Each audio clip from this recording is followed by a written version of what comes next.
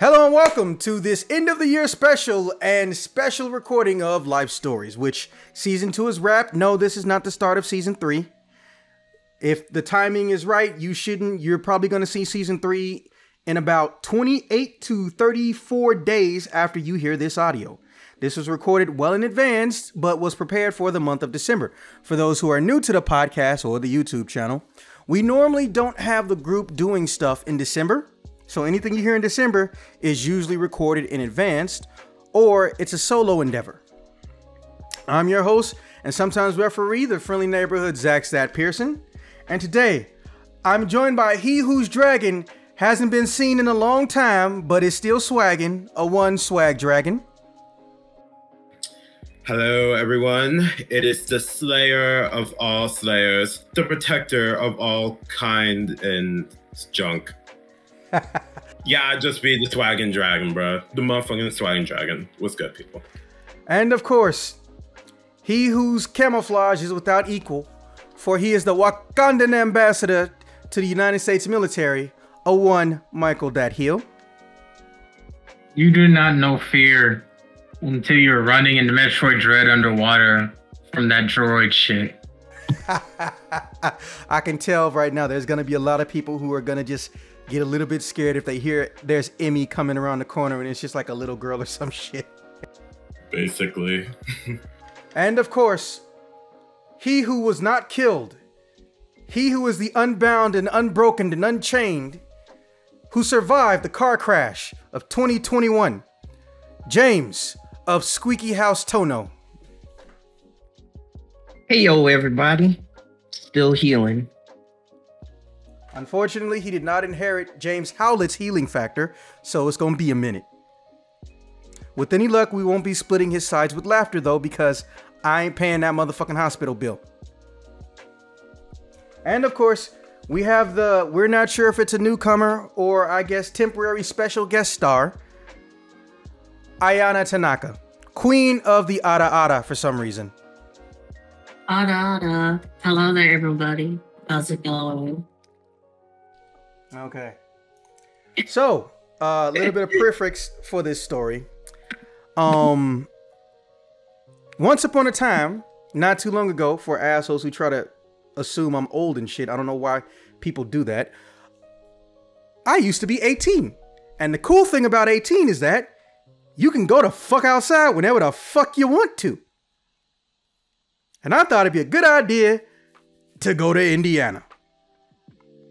Well, primarily because my friends were there and it was going to be cheap to get there. We went as a group and we didn't plan on splitting up. We split up. Chaos ensued. Now, for those who aren't aware, I'm a resident of Illinois. And yes, I know it costs like what, less than $40, maybe $50, depending on where you're at, to go into Indiana. But don't ask me about addresses. I don't remember them. In this particular story, however, the people are not changed. The situations are serious and real. And I learned a lot. And this may serve as an origin story for some of y'all, because I know a lot of y'all, minus Ayana, already know I hate Bitch McConnell. In fact, I hate Bitch McConnell so much, I pretty much do not acknowledge the M that is in his first name and replaced it with a B. Because saying turkey neck ass motherfucker takes too long. He's just Bitch McConnell. All right. So, I'm in Indiana. I've come down with 4 people, but I'm there to see 2 of my homies.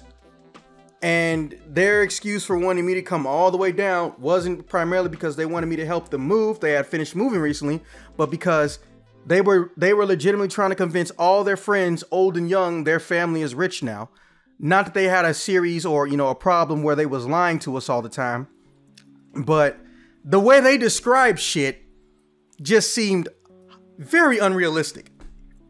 Also, keep in mind, not everybody has a camera phone or a super good camera phone. And 1080p is kind of sort of a new concept for the non-PC gamer. So this was some time ago, right? Now, I tell Jessica and Emily, yes, two of the most generic names that have ever existed in the English language. Let me close this down real quick. I told those two, hey, I'm gonna go meet Paul and fucking Rick, right? And they're trying to convince me that they're rich, they're made in the shade. They want to have at least one witness so they can tell their Illinois friends, hey, you know, this shit's legit. They weren't bullshitting about anything. And what ends up happening is, holy shit. What's a short way to put it? Everyone here knows what Streets of Rage is, right? I sure do. Heck yeah. Not really. And What? He's young. He does not know the ways of the Streets of the Rage. He's very young. I mean, I only know like Street Fighters and King of Fighters, so See? You no, I'm not really been I'm not really been into the arcade fighting scene, you know. Bro, it's not even a fighting game. It's a beat 'em up. That's how little he knows. I told you, he the baby. But anyways, all right, for the uninitiated, swag, Streets of Rage is a beat 'em up that is loosely themed after the aesthetic of Streets of Fire, which was an old action movie from the late 80s. Right? I kind of sort of lived that for a day. All right, so. Oh, well, fuck, I already got a piece of the shit wrong already. All right, let me phrase that. So I forgot to mention, I started moving around the continental US a lot at 18. But I wasn't 18 when the story happened. How the fuck did I forget this? Then again, I haven't literally told this story in like, I think 7 years. Yeah. So, yeah. The year I want to say is between maybe 2015. No, not even that. Fucking 2012 and 2016 or 17. And, well, I already told y'all the story. There was a group going down to Indiana. I got invited. Apparently, Indiana has dunes. And some of my, well, I can't call them country folk because they're from Illinois, but some of my country aesthetic friends like going to the dunes because they can do dumb shit down there and they can be isolated. And as per usual, and I can't say I blame them, fuck the bullshit. We all know how the real world works. Emily and Jessica didn't want to go alone. They wanted to go with people they know. They were going to their own separate little shindig. We were in, our job was basically to show up, and if everything is kosher, you know, and it's just a bunch of girls night out, no dudes in the dunes and shit, I can go and fuck around and do what I want to do, or I can stay. Basically, I was going to be a bodyguard in case, you know, trouble happened from dudes. But it ended up being, you know, a female affair for the most part. And me and this dude Joseph gracefully bowed out. So we split up. And as most of you know, with any horror movie, you don't split the fuck up. So, Emily and Jessica, they having a ball. Me and Joseph, well, Joseph decided to tag along with me because I told him what I was going to go do. Worst case scenario, he gets to laugh at some douchebags. Best case scenario, he gets to meet some rich people, right? Now, I go over to their place, or rather, and this is, I think, the first time I got into an Uber or a Lyft too. I get Ubered or Lyft from wherever that little dot was on the dune spot near the road. And it was like fucking, I want to say a 20-minute drive away. So there was no way we were going to interact with Emily and Jessica anytime soon. Plus, unlike those two, me and Joseph don't really know shit. So me and him are getting to know each other because we just met that day. And we get there and holy shit. Rick and, fuck, I've already forgotten the other guy's name. Well, I'm going to give him a name just because I forgot it. Rick and Billy were fucking loaded. They were fucking loaded. So, I wanted to know how this happened because I've known them their whole life. Middle class, middle class, middle class. Not saying I have a problem with it, but I want to know what the fuck they did because my curiosity is piqued. They're over here wanting me to go and type in text and social media and shit and take screenshots, not screenshots, pictures showing that, you know, they're not full of shit and blah, blah, blah, blah, blah. Right? And I'm like, one thing at a time, motherfucker. How the fuck did y'all hit it big? So, Grandpappy died. Grandpappy had a car. And I really wanted to say I didn't laugh, but I did because I'm sorry. I've never come across someone saying Grandpappy. Not Grandpappy, Grandpappy. And I was laughing. I thought they was going to say Granddad. Granddad died. And they were going to get rid of a car or see if it possibly could be made to run and give it to one of the children, you know, Rick or Billy. And that could be their vehicle. Because, you know, don't get me wrong. They're young adults, but hey, ain't everybody ain't got fucking money. So just being a young adult doesn't automatically mean, hey, you got enough money to move the fuck out the house, you know? And they opened up the back seat and it was filled with old ass comics. And I don't mean any type of old ass comics. I'm talking shit that had single and double digit numbers on it from like DC. They only sold 3 and got a fucking 9-bedroom place.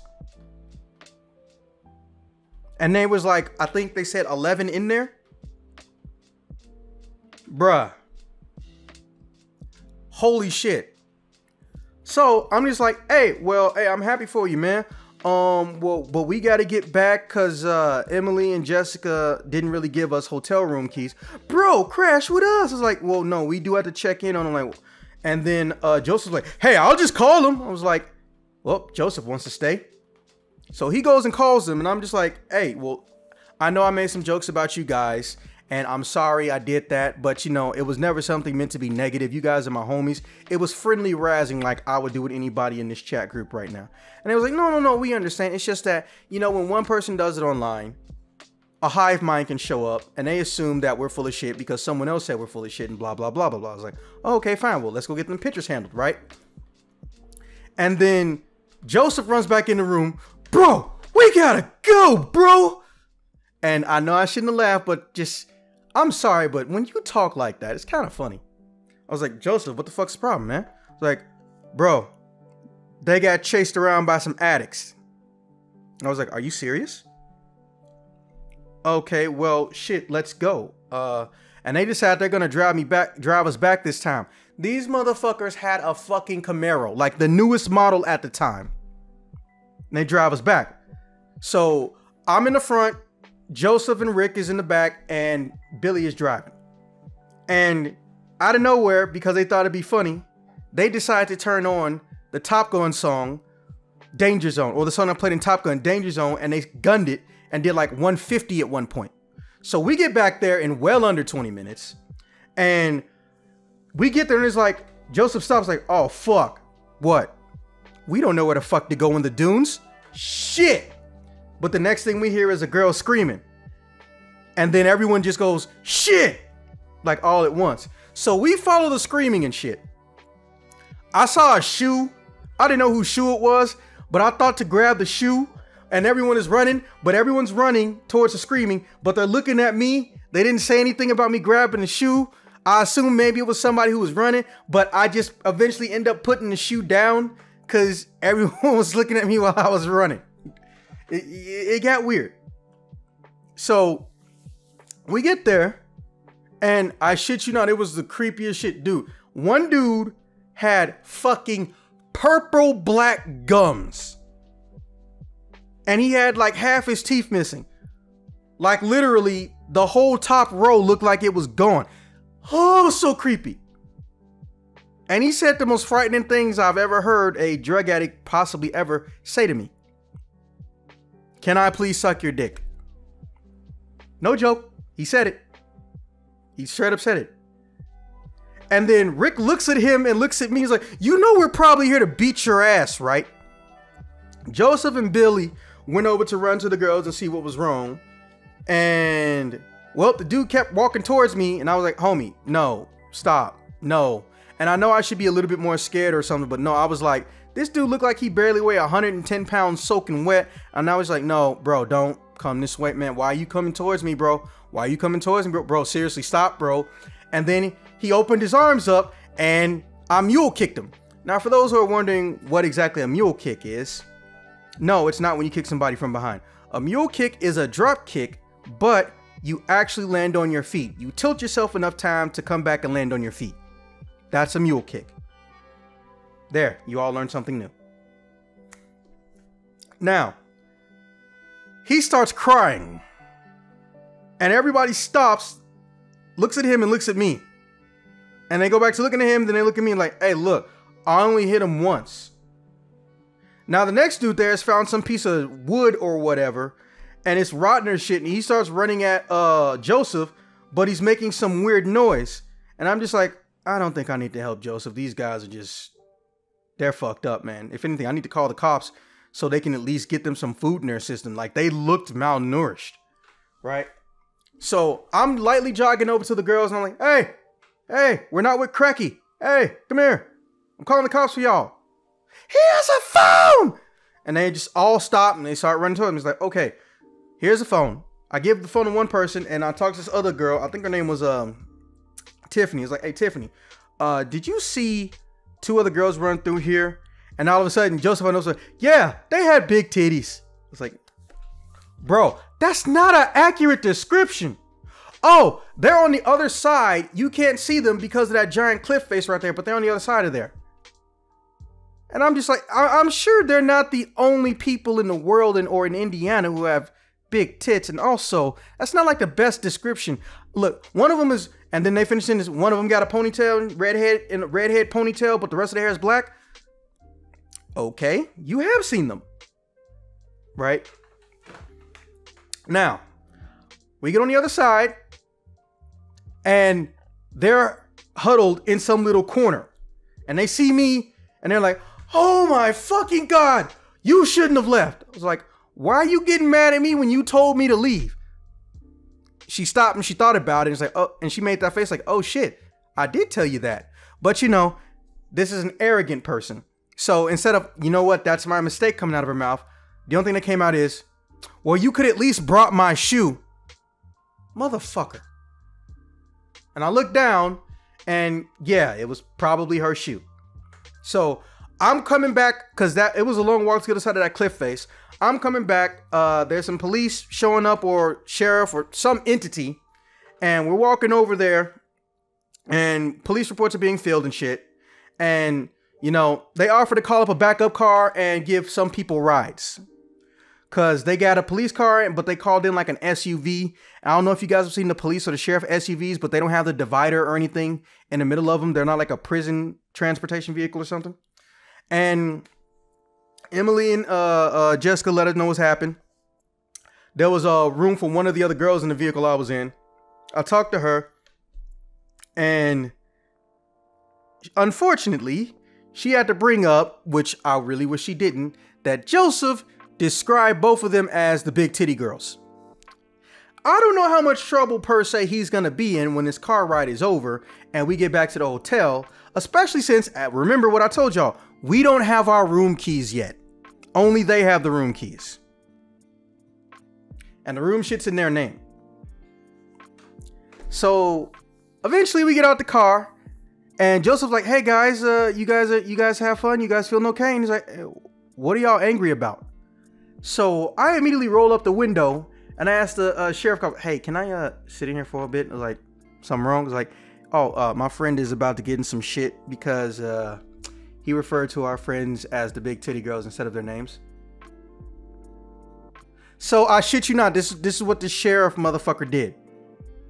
He looks at me, he starts giggling, he cut his radio off, he rolled down the front window, and he literally just motions his whole entire body into the second seat so he can stick his head out. Then he realized his hat was in the way, so he threw his hat in the back seat next to me and he just starts watching. I was like, well, Joseph's gonna have an interesting night tonight. So I started texting him halfway through his chastisation. I guess that's a nice way of saying getting his ass beat verbally by women. And I said, hey, Billy and Rick are still here. You want to go crash at Billy and Rick's place? And he looks at me and he just gives me the thumbs up. However, this gets misinterpreted. And then I get out the car and I explain to him, no. He wasn't pretending to ignore you or listen to you. I sent a text while you guys were talking to him. Yeah, that's what y'all was fucking doing. So we go off with Billy and Rick and they're like, wait, can we come? Can we come? Like, No, you have a hotel room. Also, there's not enough room in this car for all of us. 2 people or 1 person's gonna be sitting on somebody's lap. I'm not sitting on none of y'all dudes' lap. I'm not about to have Joseph sit on my lap. You can sit on my lap, Zach, said Rick. And I just look at him like, I don't know if you're joking or not, but fuck no. I don't say the words, but I'm thinking it, right? Now, we go to their place. They're not in a gated community, nothing like that. And middle of the night, well, not middle of the night, early in the morning, they like to fuck around because they can get away with it. So they will go out in the middle of a field, play some loud ass fucking music, and they was drinking. And I was like, oh, well, shit, I'm up right now. I went and go fuck with him.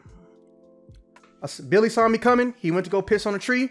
Rick saw me coming. He's holding beers. I was like, oh, sweet. Hey, bro, what you doing? Oh, yeah, this is our little spot. It's like, that's the best name you got for it. And I just hear Billy in the background going, what would you call a hole in the ground that's meant to cool stuff off? And I think to myself, like, I just say, I wouldn't call it spot, though. So these mugs have a in-ground cooler pit thing going on. I don't know how to properly describe it, but literally this is something you have when you have too much money and free time type of thing going on, right? So I was just like, what am I looking at? And they explained to me what it was there for and how, oh, they like to do shit outside. They're not necessarily going to camp, but there's a lot of grounds everywhere that no one's using. And, oh yeah, we brought some fish. I was like, oh, y'all went fishing? Hell the fuck no. We bought this shit from Walmart. I just started laughing at how offended he was at the thought that I thought he was a fisher. But they actually did the fish on the stick thing. They wanted to try it. They thought it was cool. Then they realized sticks are nasty and dirty. So they got metal spears and they heated up the spears. So the fish cooks on the inside and the outside. And I was like, okay, cool. I'm down. And Billy said he didn't want to eat the piranha because in the cooler, he had a piranha. He wanted to try to eat piranha. I was like, well, shit, I guess piranhas probably are edible. And, you know, and we start talking. Then the next thing you know, we start hearing some chains rattling. The fuck? And I just think to myself, wait a minute. We're in Indiana. We're in an open field surrounded by damn near nothing.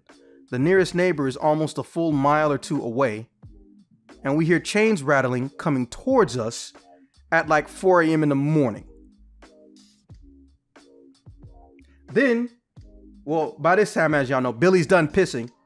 And Billy's trying to say something. Like, no, Billy, shut up. Come here. So then we start hearing the chains again.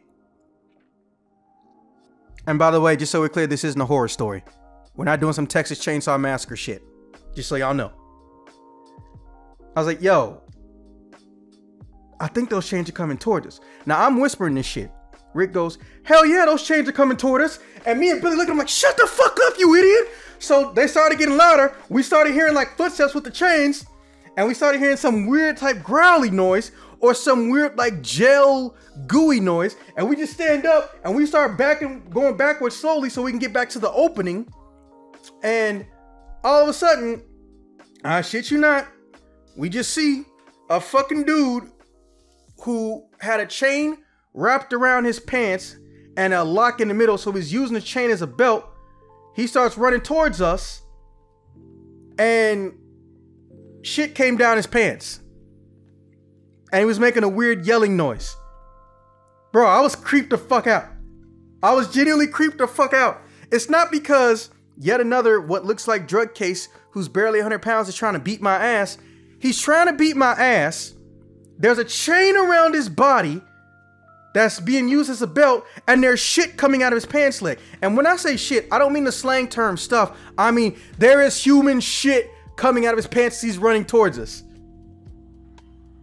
Now, we could all easily beat this one dude's ass, but no one wants to touch him.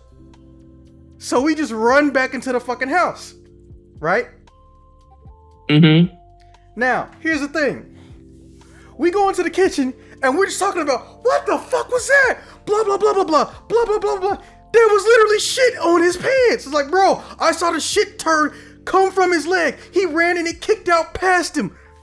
And I shit you not, Billy is over here laughing his ass off. Me and Rick are creeped the fuck out. Billy's laughing his ass off. And then out of nowhere, Joseph comes in the kitchen. He's like, oh, hey guys. What were you guys doing, dude?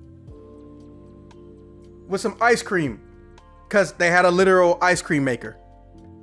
And, well, whoever woke up that morning was going to be the first motherfucker to get to the ice cream maker. And he got to the ice cream maker. Again, rich people with too much time on their hands. Also, ice cream makers are fucking cool. So, we tell him what's happened, and Joseph's like, man, y'all on some bullshit. I was like, dude, are you serious? You really think we went from like 3 a.m. to 5 a.m. and just decided we were going to run back here and tell you a story about a guy who shit himself while he's running at us? Ah, y'all on some bullshit. I'm gonna go on the roof and see if I see somebody. Now, it's not a regular roof. It's one of those building roofs. So it's actually like another floor. It's just got open air. And we're sitting up there catching our breaths. And we're like, hey, well, fuck, let's go rate the ice cream machine since the shit's ready or whatnot. Because we didn't check it before we went to sleep. So we're about to get some ice cream and shit. And we just hear Joseph from the roof go, ha! And it echoes through the house. Ha! Ha! Ha! I was like, man, it is echoing here. And I thought about it. Hey, wait, where the fuck are y'all parents at? Oh, bro, they're in fucking Denmark. And then after that, they're going to Belgium. I was like, oh. Do they know we're here? No. You gonna tell them? No. Okay, Joseph, you guys don't know anything about Joseph, right? No? Okay, cool. Ain't gotta say nothing. Technically, nobody's in trouble. We're adults, but you know how it is. When you in somebody's house, if they say they don't want something to happen, or if you do something and they don't know what happened, they may give you shit. So we're just not going to talk about it. At least if they, you know, if I meet his parents in a future time or some shit, you know? So, I got a text message that I didn't check on my phone from Emily. Emily said, hey, listen, is it possible maybe you and me can go off at some point? Because if memory serves, none of us have to be back until next Wednesday. Now, at this point, it's only Saturday. We got there Friday and it's Saturday. I don't know how to interpret this text message. And Ayana, correct me if I'm wrong, but when y'all send a text message that could mean a billion different things, it's usually a bad idea to make an assumption, right? Yeah, pretty much. So I'm sitting up here thinking to myself, well, fuck. And of course, I do possibly the second dumbest thing I could have done. Hey guys, look at the text message. Hey, come here. Look at the text message. I don't know what this means. What does it mean? Now, I'm asking dudes. Dudes who don't have sisters. Right? And they're like, they give me different pieces of advice. Some people say it's nothing. Some people say you're thinking too hard. Blah, blah, blah, blah, blah. And then Joseph's like, dude, bro. Yes, this is actually how he talks. Dude, bro. Just text Jessica. Oh, duh. Ask Jessica to basically be a secret agent, find out how the fuck I'm supposed to interpret this. You know? It seemed like a good idea at the time. And I'm pretty sure y'all can tell based on how I said that, it did end up being a good idea. So, I tell Jessica this shit.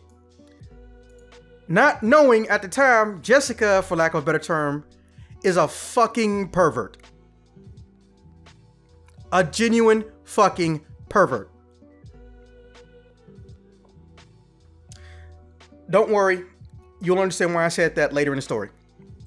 Now, at this point, we've decided that they're not coming over here because we don't know if Cracky Creams or somebody else besides Cracky Creams is going to show up. And like idiots, none of us thought to make a fucking police report. Right? And if we did, we would have learned some shit earlier. Again, it'll tie into the end of the story or near the end of the story. So we're just like, hey, well, everyone wants to see where this goes. me and Emily don't have a quote unquote flame, a quote unquote thing going on, but everybody just got a curious nature. It's our second day here. You know, what's the worst that can happen? So we all try to agree to have a meetup or some shit in public. And then after we get there, theoretically, me and Emily were going to go back to the hotel room or to a restaurant or just something. Because remember, I don't know Indiana, right? So I go and we end up at what was that place called? I forgot what it was called, but we went to one of these malls where it had a food court, but the food court was connected to a legitimate restaurant, not just a fast food place. We went through the mall into the actual restaurant. I think it was Leona's, if you guys remember that. I really hope Leona's isn't dead. I do like Leona's. If anyone can figure out if Leona's still exists in Chicago, let me know. Fucking love those guys. And their fucking daiquiri margarita thingies. But anyways, I tell her, hey, so you wanted to go do something? And I just see Jessica laughing. And Emily shoots her a look that none of us saw, and she immediately just like starts frowning and look like she's about to cry. I don't know what happened in that hotel room last night, or maybe there's something going on between them, but it just looked kind of fucking suspect, you know? So we just decide, okay, well, yeah. And I was like, hey, look, I'm not from here. What do you want to do? Oh, well, we can just go for a little walk. A little walk, she said. Rick said a little walk. Billy said, she said. And then she turns and looks at him and says, you got something to say? And they're just like, I mean, nah, we just, you know, saying you're going for a walk. And I was like, how the fuck is she capable of scaring grown ass men? What the fuck does she do that I don't know? And I don't question it because, well, I'm not on the bad side. And we go for a walk. Now, we went from the parking lot. And they said, oh, look, there's some houses over there and a little street. And it looked like there's a little park on maybe 10 blocks away. Let's go there. And I was like, okay, well, this isn't going to end with sex, but she wants to talk to me about something. So we make it 8 blocks. And officially, shit has now hit the fan. Literally, as I'm walking, and she's talking to me, asking me questions and shit, we hear a cop car go by in one direction. Then, not 3 minutes later, we hear a fucking fire truck go by the opposite direction. Again, we're barely fazed by this shit. We stopped to try to see where it was going, if it was nearby. We smelled some weird smells, not necessarily fire. We know what it was. We kept walking towards this little park that's in the center of this cul-de-sac. I don't know, suburban, village, township. There's too many names for suburbs. Whatever this area was. And we get there to the park, and I shit you not, there was like 10 homeless people there. Now, I am not terrified. I'm not scared. And they don't seem to be of the cracky creams variety, right? They don't look like they're coked up or nothing. So we start talking. And mind you, I'm wearing my book bag. Now, the reason I'm wearing my book bag is because I'm expecting shit to pop off. And before somebody assumes what's in the book bag, let me just say it right now. I brought my tactical tonfa because for those who don't remember, or the new people, I have a long history with martial arts. And even though I have not coached or taught at a dojo in quite some time, my skills, they're not exactly rusty as shit. But I've learned very quickly, shit can pop off in Indiana. So I brought that with me for the next 2-3 days. But this day in particular, I had it with me. And I believe I also had a knife in there. Again, oh no, I think knife was in one of my pockets because again, don't know if shit gonna pop off. Sometimes the threat of violence is better than actually having to use violence. So we're still talking. We're trying not to wake them up. And she asked me something. And then I start hearing a chain go off. I hear a chain shaking. And it's really, really quiet. And we couldn't tell what direction it's coming from. And she's talking to me. She's like, hey, is something wrong? Are you okay? He's like, do you hear a chain, Emily? Yeah. Or it sounds like maybe somebody getting handcuffed from the cops earlier. No. That was like 5 minutes ago at this point. Maybe 7. Is it getting closer? I was like, why are you worried about a chain? So yeah, funny story about earlier this morning. So I explained to her what happened. And I was like, oh, well, that's fucked up. Was he wearing dark brown pants and a blue shirt? How the fuck did you know that? That motherfucker was behind me 2 blocks away. And he looked at me with a big ass smile on his face. And he started running towards me. And then I got up and I was like, man, hell nah. I was like, hey, look, stay here real quick. So I run out of the park to the opposite side and I'm getting ready to pull my tonfas out of the bag. And she starts yelling at me, hey, no, you get here. What the fuck is your problem? He wasn't coming for me. He came looking for booty. Or at least that's the current assumption. But he wasn't looking for my booty. I was like, oh, fuck to the hell no. So I'm running over there now. And I'm still pulling out my tonfas. And immediately, because there's a bush on the side of the exit of the park that I went to, some other homeless looking cracky creams dude jumps directly in front of me. Barely got in his teeth. And he's not talking in an interpretable language. It's just like, like he's trying to speak while there's a plunger in his throat. That's the best way I can describe it. I know that sounds messed up, but I'm only going on what the fuck happened. And I stopped dead in my tracks and almost crashed into him. And he opened his arms like he about to hug me or swipe at me. And I jumped back and I'm like, what the fuck is this Night of the Living Dead shit? And then Emily starts screaming louder and she's running. And I was like, okay, yeah, your ass ain't going nowhere in them 5-inch heels. I don't know why the fuck you wanted to go for a walk in 5-inch heels. And well, if Ariana Grande can do it on stage, why can't anyone else? Deadass. She actually run through the entire stage and not 5, but 9-foot-inch heels. Like, well, you gotta remember, Ariana Grande weighs about as much as a wet paper bag, so she not putting a lot of pressure on them heels and them feet. Yeah, that would make more sense. Yeah. Remember, these are the heavier Tiggo bitty girls. They still got shape, but we know where all the fat went. Anyways. Bruh. Exactly.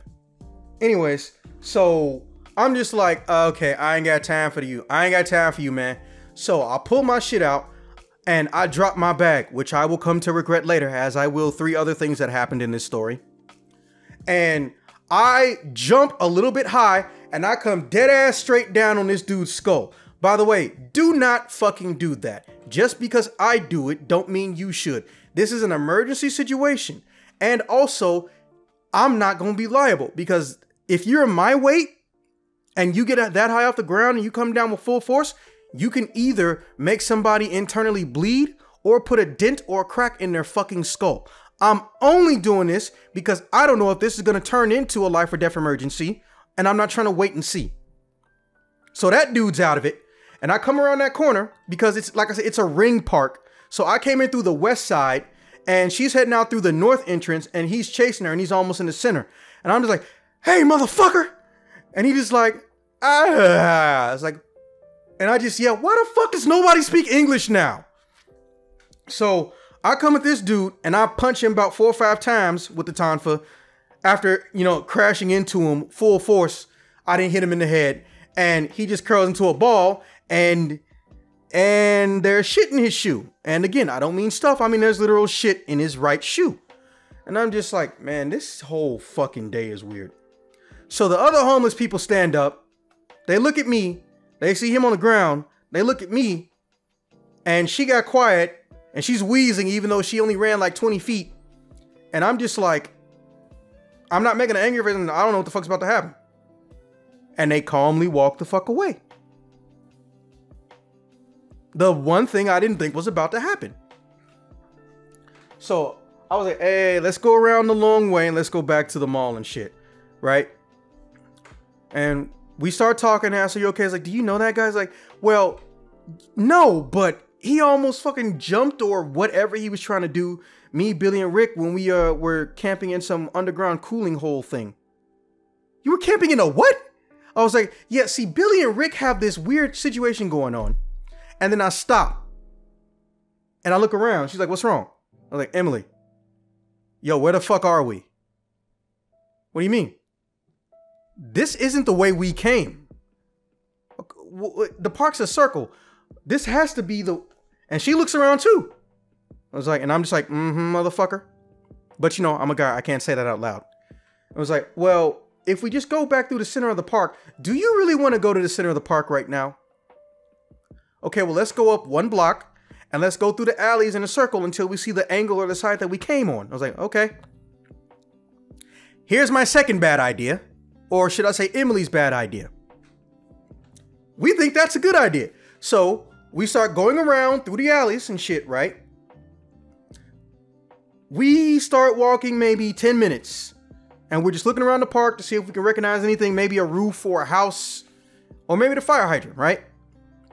And eventually we come out of the alley and we see some police officers. And she's like, hey, well, let's just ask him, you know, which way we need to go. I was like, okay, fuck it. And we're walking towards this dude. He's arrested somebody on the ground and they're double cuffing him. By the way, if you get double cuffs, you done fucked up.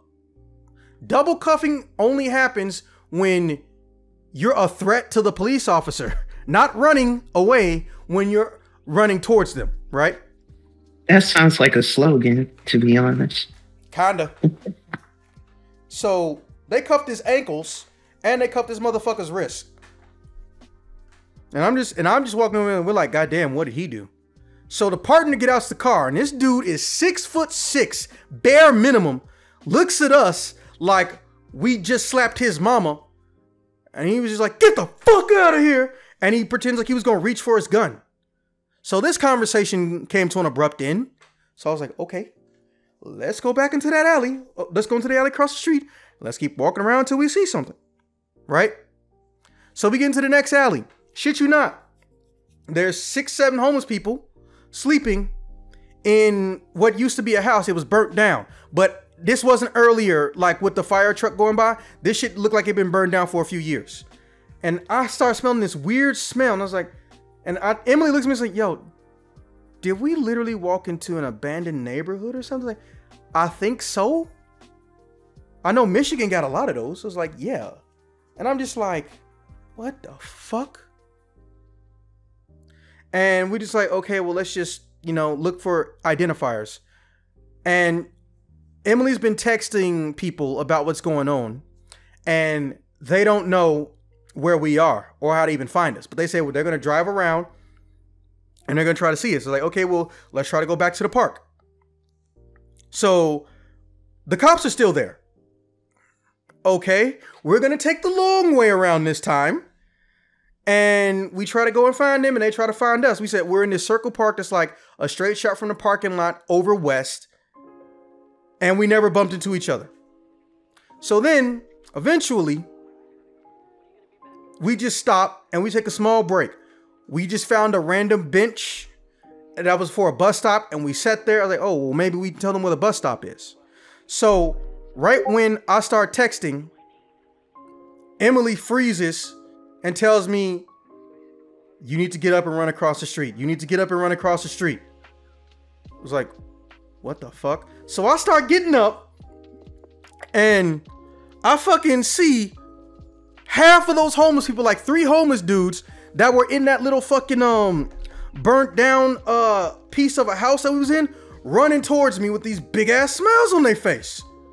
And I was like, okay, I'm not gonna risk this shit again. So I pick Emily's ass up and she starts giggling and I look at her like, woman, this is not the fucking time for this shit. And we run into this house, not run into this house. We ran through this alley and stuff. And I was like, why the fuck are they chasing us? Now there's 3 more. Where the fuck did they come from? And I'm wheezing and shit like, I think those were the other 3 that were also in that burnt down house that was sleeping because there was 6 of them. I was like, what the fuck do we do? They're chasing us. And then we hear what is it? A dumpster door close. And this dude looks at us is like, you're being chased? Yeah. Bunch of fucked up motherfuckers, homeless looking. Yeah. All right, come this way. Now we have completely shut off our brains to this point and we're in survival mode. So I put her down and we walk into this dude's garage and he's like, oh yeah, you might need these. He hands her some sweatpants. Again, brain has not registered the situation. And he's like, yeah, this area is one of the forgotten places, you know. We're in the opioid zip code. It's like, blink, blink. We look at your opioid zip code. The fuck? So he explains to us while he's closing the garage door and turning the lights on, and Emily's putting on some sweatpants. Oh yeah, so blah, blah, blah, blah, blah, blah, blah. Long story short, when the opioid companies were getting all that money and getting away with literal murder and all this other bullshit, Kentucky was literally one of the hardest places hit because those opioid companies that knew that they were overdosing entire areas and swaths of the state, yeah, they were funding Mitch McConnell's campaign bids for Congress and Senate and all that good shit in Kentucky. I was like, bro, this is Indiana. Oh, yeah, but see, here's the thing. Yeah, I'm like the alpha dog around these areas. I really can't afford to have no people sniffing around. I immediately straight up grab this dude by the shoulders, kick him hard as I fucking can in the fucking dick. I don't know what the fuck he's about to do. I'm thinking Emily's about to get human trafficked and I'm about to get murdered and shit or sold into slavery. I don't know, but this man basically was getting ready to tell me, oh yeah, I'm the guy who moves the opioid from Kentucky into Indiana because I want to fuck up Indiana or run the drug trade in Indiana for opioids. I'm just like, hell no. I was like, okay, this is bad. This is really fucking bad.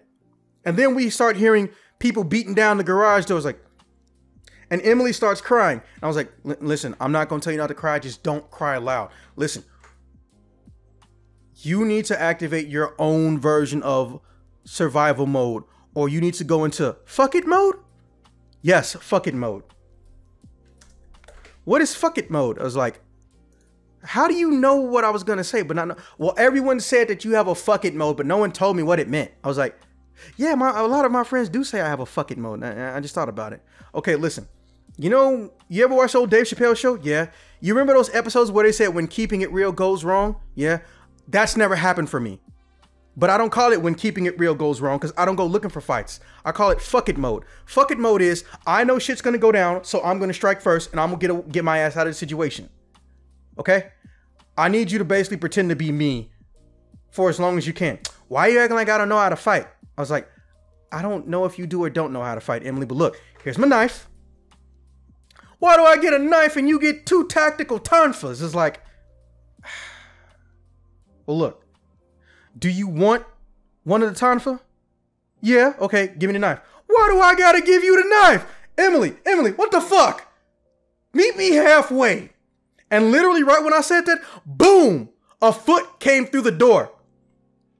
And it was one of the homeless dudes. And the next thing I hear is, I'm stuck. And we start laughing a little bit because obviously the dude said it with no teeth in his mouth and it was just kind of funny. I wasn't laughing at his suffering. I was laughing at the way he said the sentence. I'm stuck. It was, oh shit, let me stop. I was like, wait a minute. Hey, this is a garage that leads into the house. We don't know who else the fuck is in there though. Well, what if he got like, you know, drugs and shit? We can tell the cops about it and shit by looking at the house numbers on the front when we go through the front door. I was like, oh shit. Well, fuck. That's actually pretty smart. Oh, thank you. Boom, another hole opens in the garage. Okay, we're running now. And I'll say, wait, stop. I'm gonna open the door slowly. Let's go through this motherfucker slowly. Now, most of the lights in the house are off. So we think we're alone, but we're not taking no chances. We walking slow, right? And we go through the front door. And the next thing we see is beep, beep. It was like, what the fuck? Oh, thank God. And Emily's like, what is it? Bro, look, it's Joseph. I was like, wait, it's just Joseph? Yeah, it's just Joseph. Like, oh, fuck, we can't kick no ass with just Joseph. I'm like, you don't really know Joseph like that, though. Isn't he Jessica's friend? Yeah, and also, he has the car. We can get out of here. Oh. So, we flag him down. Hey, Joseph. Oh, come this way, bro. Come this way. And he pulls him like, why are you yelling, bro? I honked the horn because I saw you. And I was like, look, man, it's been a weird fucking past hour and a half. I don't know how much time has passed at this point. And he's like, bro, it's only been like 30 minutes. So like, are you serious?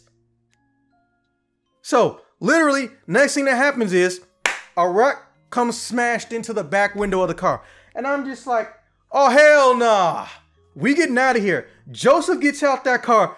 They fucked up the Charger. They getting fucked up.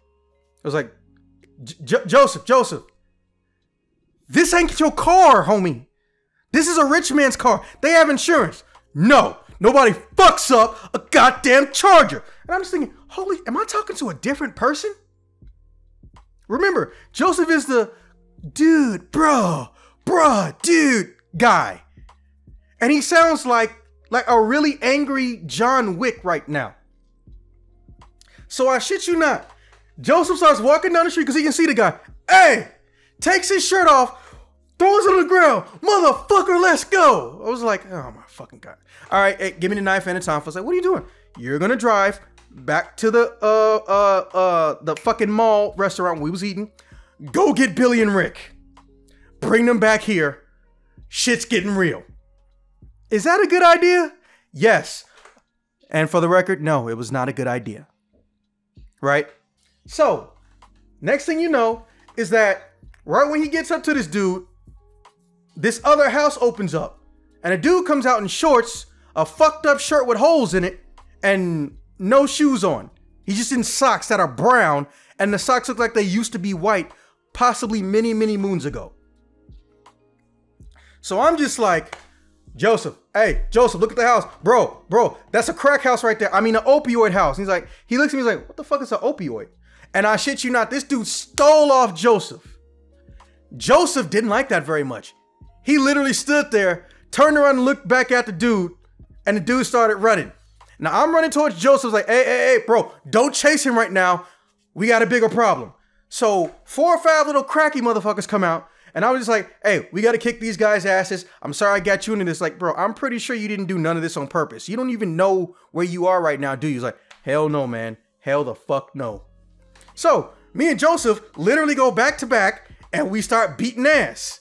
And then after, at least 5 or 6 of them laid out, doubling over in pain, Joseph just whispers, Streets of Rage. It's like, what? Streets of Rage? Bro, first off, we're on the sidewalk. So it will be sidewalks of rage. Come on, dude, you're splitting hairs now. I was like, no, I'm not splitting hairs. I'm just trying to be accurate, okay? And also, we're not undercover or ex-cops trying to, take down a drug lord. Or actually, I did just kind of take down a drug lord, kind of, with Emily. Bro, what the fuck have you been doing today? And Joseph crosses his arms and looks at me. And I try to explain everything that's happened. And then he looks to the side of me. I'm like, fuck's going on? And he points and behind me is like, fuck, I forgot about the guys who were beating down the fucking garage door. And also the fucking drug kingpin or drug trafficker guy. He limped to the front porch. He says, I'm gonna kill you niggers. Like, it doesn't really have the same impact after you got kicked in the nuts. That's what I said. I wasn't offended because, bro, I kicked your ass already. If you tell me I'm gonna knock your ass out after you wake up in the hospital because I knocked you the fuck out, is it really a threat? So all of a sudden I'm just like, hey, they might have some type of weapons, or either they're people who got addicted from the opioid stuff. Is that like some new expensive drug? No, apparently, according to Google, the shit's like barely $10, but the high is like way worse than cocaine and shit like that. Oh, they can't run very fast. Like, no. Should we go and just like leave? Like, no, we can't. Like, why the fuck not? We don't have to kick every ass we see. We're not about to live Streets of Rage. Again, I was fucking wrong. Well, bro, the car's right there, and we're 10 houses. We're about 6, 7 houses away from it. It's like, Fuck. All right. So then we start walking towards them. I hand him one of the tonfa, and I shit you know, he started humming the infamous song to Streets of Rage 2. Dun dun dun dun dun dun dun dun dun dun. Bro, if you don't shut up and take this shit seriously. So eventually, Emily gets the car running because, well, you know, she kind of had to slow down, hide behind the tree, sneak around so none of the crackhead people got to us. And she drives off, and she yells out the window, "I'm coming back, baby!" And Joseph literally has two dudes in the headlock, and he's punching both of them like, "Hey, I think she likes you." It's like, will you focus? Like, I am. Like, bro, you have not taken anything seriously except the car getting hit by the window. Nobody hits the fucking Charger. Oh my God, will you drop that shit? So we beat these dudes' asses, and well, the last guy, it was kind of weird. So me and Joseph were about to do a double punch. No, we weren't playing some video game team up shit. It was just a coincidence. His punch was syncing up with mine, and our fists got close enough to touch on the sides, and he was about to get double punched. But he dodged it in some weird super fast way at the last second I had never seen, right? But then he runs on the side of us and, he can't get me. He can't get me. And he smacks himself dead ass into a tree. So then we just walk over and stomp him 4 or 5 times. He curls into a ball. Okay, we're done. It's like, well, I mean, this has definitely been an interesting day. Yeah, I'm telling everyone this happened. And we're just talking like, bro, no one's going to believe you. Also, yeah, one of the opioid cracky guys landed on your shirt. Yeah, I don't want that back. I was like, okay. So I give him my coat. And he's like, oh, thanks, Skate. I was like, excuse you? Skate, you know, Skate. Again, for the uninitiated, Swag. One of the most popular characters in the history of Streets of Rage is a character named Skate. He's also the only black guy after Streets of Rage 2. So he was calling me Skate in reference to Skate. And he looks at me as like, and I'm looking at him with an angry face, and he just pauses and is like, well, I didn't mean it in a racial way. No, it's okay. I know you're not racist. It's just, I really want you to stop thinking about Streets of Rage right now. Also, we're on the sidewalk. Stop bringing that up. And I'm just thinking to myself, not 10 seconds ago, you were running around like Stone Cold Steve Austin at a fucking WWE show, man. Wait a second, what? All over the place. Sorry. What about Adam Hunter? Look, Streets of Rage 1 is never as popular as the rest of them. Anyways. But Adam's OP though. It doesn't matter. No one really played Streets of Rage 1 after it initially came out. I'm sorry. Everyone's played with 2 and 3. Anyways.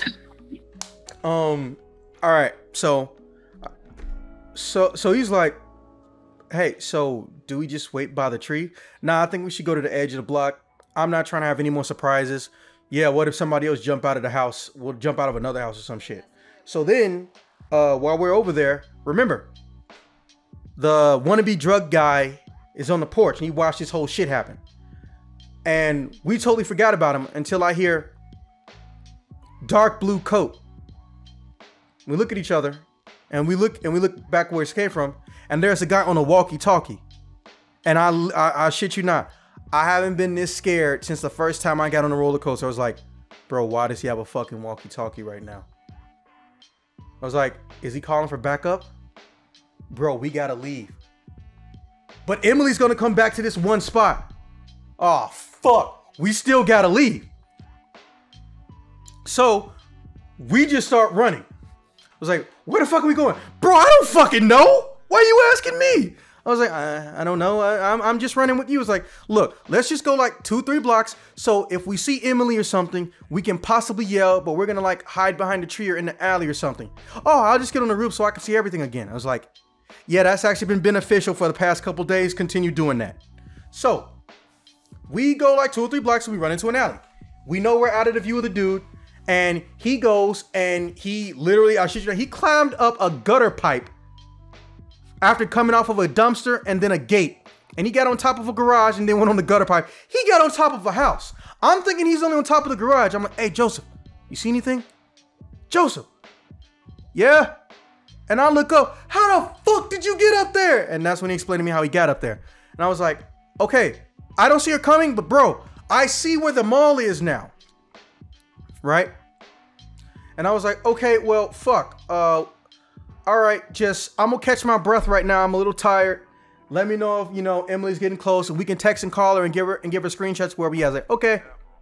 So I'm catching my breath and I see Joseph I'm looking from the side of the dumpster and I see Joseph literally lay down flat on the ground. I'm like, what the fuck? And I'll shit you not. 3 cars zoomed by me. One was an SUV and the other one was just like 2 random Nissan sedans.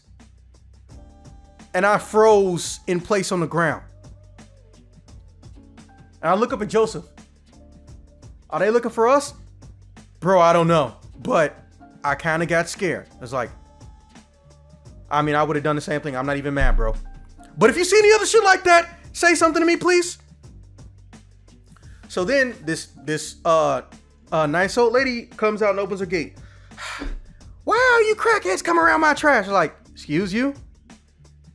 Oh, I am so sorry. It was like, it's okay. Apparently this is like a dangerous neighborhood. Oh yeah, it's full of opioid addicts and drug houses.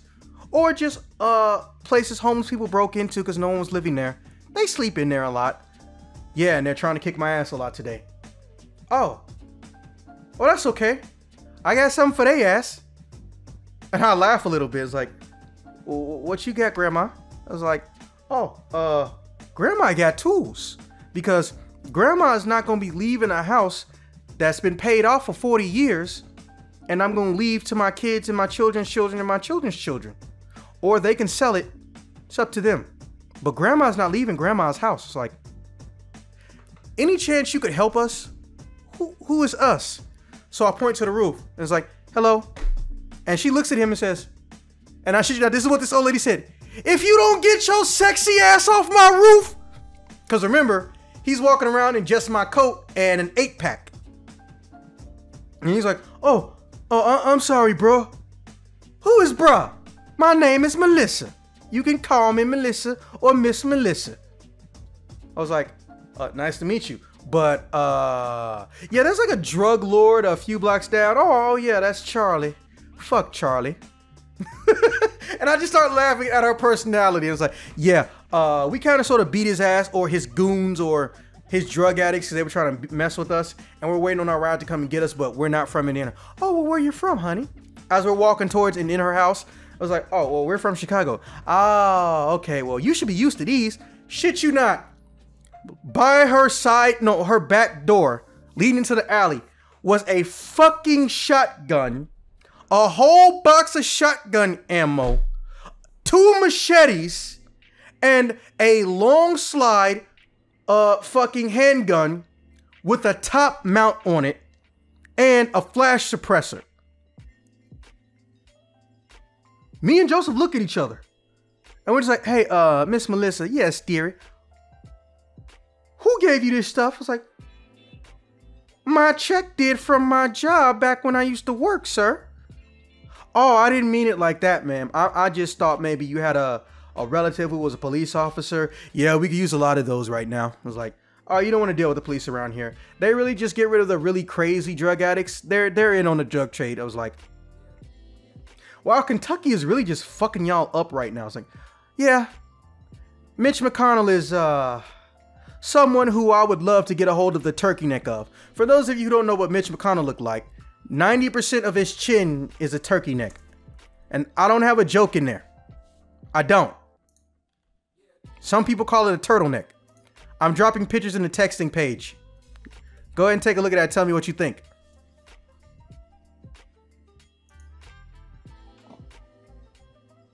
This one little bastard. Ruined so many lives and neighborhoods. Yeesh. I'm tired of looking at his face. I'm about to delete this. You all seen his face, right? Yep, we all did. Loud and clear. Seeing it with our own clear eyes. Oh, yeah. Turtle. Ayana, you seen this ugly motherfucker? Damn, she didn't fell asleep. Oh, well. Sorry about that. I went to use the restroom. Oh, okay. Well, do you see the face of evil in the texting page? Oh, no, stop. Hit the texting page button. No, I think she I already don't want to did. see it. Anyways, so I'm just like, I asked her what the fuck all was going down. I was like, oh, it's the opioids. I was like, yeah, the high school, like, I believe last time the count was 70% of all the sophomores died from overdosing or fighting over it or in jail or from trying to run from the cops. I was like, God damn. Yeah, opioids are bad and they're cheaper than Coke. So Joseph's like, how much cheaper? It's like, well, I think like a pound of Coke is like a couple hundred maybe or something. And opioids are almost 3 to 4 times more addictive, and they're $5. Okay. I just look at her, I look at him, and I'm just like, why is nobody doing anything about this? Well, you see, that all ties back into Mitch McConnell, honey. We don't have enough time, though. So look, this is the address. She tells us the address. Tell your friends to come here, and I'm gonna make damn sure that nobody gets fucked with at Miss Melissa's house. I was like, okay. Would you like some ice cream? Yes, we would like ice cream. Hey, she's a nice old lady. So she talks to us about her family. We're listening. We're getting it in on that butter pecan ice cream mixed with a little bit of strawberries. Don't knock it till you try it. And they pull up. And we're just like, and Billy and Ricky is like, I shit you not, this is exactly what Ricky said. Bro, y'all out here fighting on the streets? And Rick says, man, did y'all literally live Streets of Rage today? And I was like, why did you say those words? And Joseph starts going, dun, dun, dun, dun, dun, dun, dun, dun, dun, dun, dun, dun. He's doing the famous song from Streets of Rage 2 again. I was like, oh my fucking God, shoot me right now. So then we're all talking and laughing, and then they just all freeze and they get scared. I was like, man, don't tell me everybody just found us. We turn around and it's like, is something wrong, honey? It's like, no. Why does she have a shotgun? Oh, that's Miss Melissa. She ain't gonna shoot us. She only fucks with the drug dealers. Like, yes, you guys are fine. We have ice cream. I have ice cream if you want some. It was like, no, we gotta get this car fixed. We gotta go, but thank you. I wish nothing but a peaceful life upon you, and that your grandchildren and children treat you well, and you know they visit more often, because I don't like the idea of you being left alone in this area. Oh, don't worry. Don't nobody fuck with Miss Melissa, honey. I was like, okay. So we get in the car. So we spent like 5-10 minutes. We're clearing off some of the glass, and we're telling the story. Emily is now sitting on Joseph's lap and talking and giggling with him. Yeah. I have Jessica on my lap, and Jessica whispers in my ear, hey, you think they'll let us watch if they fuck? Remember what I said about Jessica being a pervert? She's a voyeur. Excuse me? Hold on. This story is going from fighting the homeless army to war now? Bro, she's a voyeur. For the uninitiated, which is probably just swag at this point. Excuse me, hon. Oh, my mistake. You know what a voyeur is? Okay, well, Jessica's been a voyeur, apparently, for like 10 years. 10 years. And I just look at her like, with like a stunned look on my face and my jaw open. Now remember, we haven't started the car. We just got done making sure we cleaned out all the glass. The girls are sitting on our laps. I'm not even sure why Jessica was there. She didn't need to be there. And what was it? Rick and Billy were like, you know, you didn't really have to beat the guy's ass over the Charger. Yeah, we got insurance. And I look at Joseph and he looks at me and was like, and he just goes, nobody fucks with the Charger. I was like, okay, I'm not about to start with you. He's not letting this shit go. He's just not. So we pull off. We're getting ready to go back. And the next thing you know, it hasn't even been a full 60 seconds. Right? And we hear cop sirens. It's like, oh, they must be trying to get through. I was like, yeah, we'll let them through. They seem like they're in a rush. I wonder if it's those crazy motherfuckers from last time. And I'm just like, oh my God, Emily, do not make this day worse. Do not jinx us, right? But then they start slowing down. And Joseph was like, hey, they started slowing down. And everyone in the car goes, man. And then we all go, ah, because it was kind of cool that we all said the same thing at the same time simultaneously. Like everyone in the car except Joseph goes, man. So we pull out and we roll down the windows a little bit, and dude gets out the car. It's two different police officers, right? And they don't say anything negative to us. They're walking over to us. And then the next thing you know, a random door opens up and there's like 4 or 5 homeless dudes yelling at the top of their lungs, fuck you, give me my son back. And they look at us like, do you know him? It's like, nah, we're not even from this state, bro. And so he starts walking toward him. Sir, you need to calm down. He starts reaching for his cups. Sir. So he don't listen. And dude headbutts the cop. The cop ain't taking that, and they're fighting. And now, remember, there's 3 other dudes behind him. So his buddy gets out, tries to bum rush 3 of them. He only caught 1 of them though. And it was kind of funny when he fell, because he made this weird noise and it sounded like he farted right when he hit the ground. So we were laughing a little bit. We didn't want them to get, their asses beat. And I'm just gonna judge like, should we help them? Like, bro, we've been fighting like all day now at this point. They have guns. They're fine. Right? But then the other door on the other side of the street opens up. And we know this is a ghetto ass fabulous house because there was no grass. And for some reason, there was lawn furniture in the front yard, but it was broke. And we just started seeing people who look like they're homeless coming out of here. I was like, okay, hey, we need to pull the fuck off. I don't care if these dudes are just trying to watch. We need to fucking go. And then the unthinkable happens. Somebody threw a shoe at the charger and it cracked the glass. And me and Emily look at each other. So Joseph picks up Emily. He puts her in his seat and he gets out the car. And Joseph yells, who the fuck threw the shoe? I was like, oh my fucking God. And Billy and Rick is like, looking at me like, what's his problem? Like, he doesn't like when your car gets fucked with. He's about to go and try to beat the shit out of all those dudes. Oh, fuck, we need to help him. No. You can help him. I've done my violence for the day. And Emily's like, you have 2 tonfas that are tactical and a knife on you right now. Now, she's trying to basically force me into going out there. And I was like, you know what? You're right. Here, Billy. Here, Rick. And you know what? Y'all take the knife. Oh, well, bro, man, we appreciate it. But nah, you hold on to the knife. You're coming too. Nah, I'm good. You want to get home? I'm like, fuck.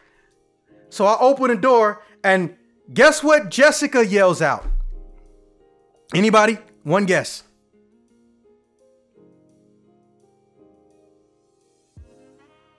Seriously, one body. It's not that hard.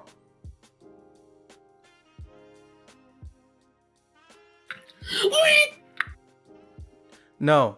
She yells out, Streets of Rage! What? Of course. Exactly. So I looked at her and I said, Jessica, I'm really fucking tired of hearing the word Streets of Rage in that order today, okay? Don't bring this shit the fuck up. So I turned back around and was like, all right, motherfuckers, can y'all just leave us the fuck alone? We ain't from here. We trying to leave. And somebody just said, you got food? It's like, no, we already ate earlier today. If food gets us out of a fight, I will buy everybody here some White Castles. I'm balling like that. So Emily from the car says, yeah, you balling like that with some White Castles, bitch. It's like, I'm just getting so many fucking mixed vibes from you today. And she looks at me confused like why I would say that. And of course, I got sucker punched. Now, for those who remember, Romulus, James, what is my rule about sucker punching me? I was coughing. Jesus. Okay, well, Romulus, what's my rule about sucker punching me? Take a wild guess. If you're gonna do it, you better knock me out when you do it. That's actually damn near what I said.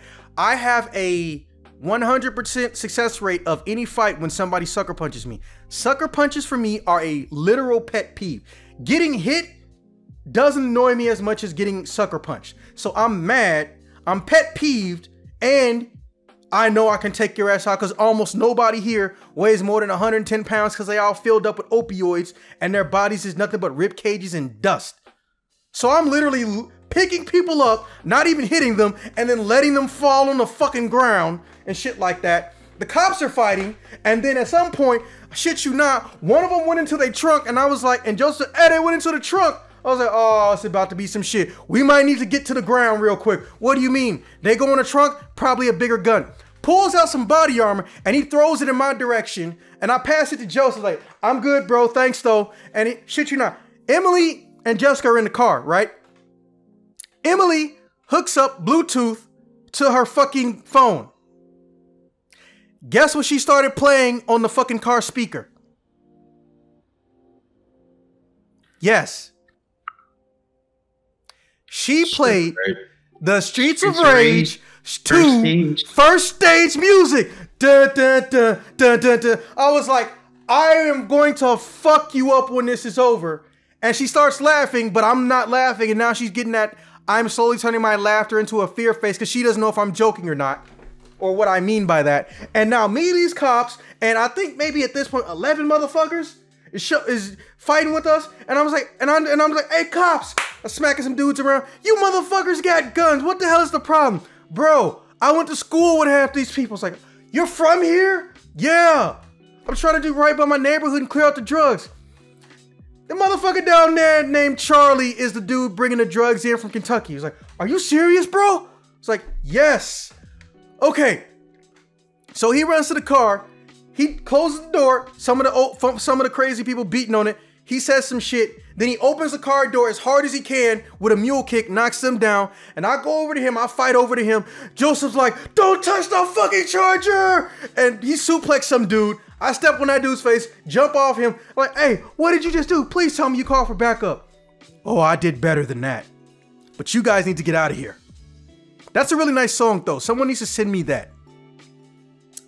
Okay. We're not going to cross that bridge right now. Something wrong? Not important. Then fucking 2 homeless dudes pull me off the car, push me on the ground, and they're getting ready to stomp on me. I shit you not, and I saw the coolest thing I've ever seen this motherfucker do. He stole my move, and then he found a way to reverse it. Rick split kicked them after jumping from his car, but he's still holding on to it, right? So he had enough force to rotate his body backwards and then stand up on the car and says, you motherfuckers ain't winning this shit. And then he just dives off the car onto the dudes that he kicked on the ground. And I'm just like, Rick, it's like, what? Bro, you are on fire right now. Yeah, man, I'm just really feeling that Axel energy right now. Oh my fucking God. And then he ruined it. Axel is one of the main characters of Streets of Rage, and he's in every game. I was like, oh my fucking God. Okay, so they got the windows rolled up, and then all of a sudden Emily gets out the car, and she goes over to the cop car. She gets in the back seat. I guess she wanted to be safer, or she remembered that the cops left the car open, and you know they got glass windows on all sides. So 5 minutes into this free for all, Miss Melissa caught up with us, fired a shotgun shot in the air. I shit you not, all of them scattered. So Miss Melissa pulls her earplugs out of her ear. My ears are ringing. I'm fucking tired. I don't even know if I remember if I'm sitting up against a tree or if I'm sitting up against a fucking on the inside of the car. And all of a sudden, a fucking big ass police van, SWAT type motherfucking thing rolls up, and they getting ready to try to like shoot at Miss Melissa. The cops like, no. She's not a threat. She covered our asses. Like, hey, you. Yeah, you. He's talking about me. Hey, come over here. I was like, okay. So Billy hops me up. I don't even know what the fuck Billy was doing this whole fight because I wasn't paying attention, but I'm sure he contributed. He had dirt on him. Billy's propping me up. I was like, hey, So you know who's distributing drugs and shit? Apparently Miss Melissa's known this whole time, but the cops don't show up. It's a motherfucker down there in this house that looks like this, and this. Melissa came over, gave the full address, right? But she running so slow, she had enough time to give the full address and the description before she physically got over to us. And it was only like maybe a 15-foot run, right? And I'm just like, and the SWAT people, or the people in body armor and masks are like, so block off the back and fuck his life up? Sounds like a plan. And I was like, hey, well, 3 cars that were probably looking for me and my boy Joseph because we ran through his house and I kicked him in the nuts earlier, left, but he might not be in there. No. He sent goons out. They were probably gonna drag you back and they would kill you in the house. Good job hiding. Oh, we hit on a complete accident. And Joseph was like, yeah, I got on a roof. And they all look at him like, and they look at me as like, okay, well, fuck search warrants. I want to beat this guy's ass. We're just gonna have some drug dogs sniff around. We got a dog? Yeah. Is he trained for drugs? No. Okay, well, we're gonna play the pretend gaming. We're gonna fuck this guy's life up.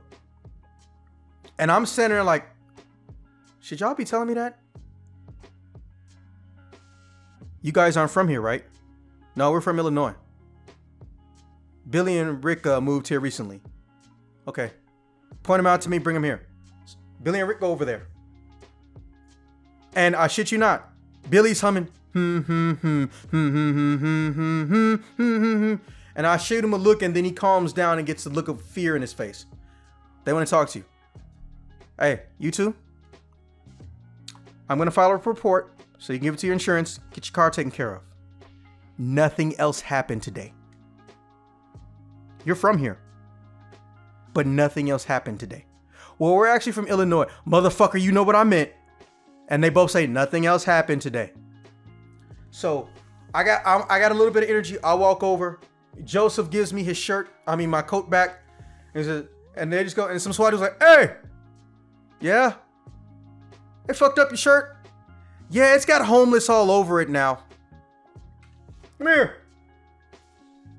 So he goes over to him, and Emily gets out the car. Jessica's looking at the window. Oh my God, what are they gonna do to Joseph? Is he gonna be okay?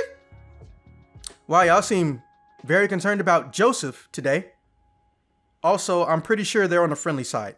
They're getting ready to go fuck up this drug dealer that me and Emily probably found. Or drug distributor. And he comes back like, hey guys, look. So they gave him a long sleeve shirt that just said police. And fucking, for some reason, they also gave him a belt. His pants weren't sagging, but they gave him a belt. And so we basically pick up the people that can't move out the way and we toss their ass, literally grab them by the arms and the ankles, toss them onto the sidewalk. Billy and Rick toss a few people so we can get enough room to move out of there. And we all give Miss Melissa a hug and tell her goodbye. And we come home. Oh, we don't come home. We spend the rest of our time in Indiana. And shit you not, Billy and Ricky the next day told everybody on social media, knowing they weren't supposed to say shit. And everyone said, man, y'all full of shit. Y'all lying just like when y'all lied about being rich. So me and Joseph went on their account and said, hey, look, they're not lying about being rich. Here's some pictures I took in their house. They have an in-wall ice cream maker, by the way. And here's their backyard. Yeah, now tell them about the other stuff. I call up Rick and I say, what did the fucking police officers tell you to do, you dumbass? Oh, shit. And they took it a little bit extreme. They deleted their whole entire social media account.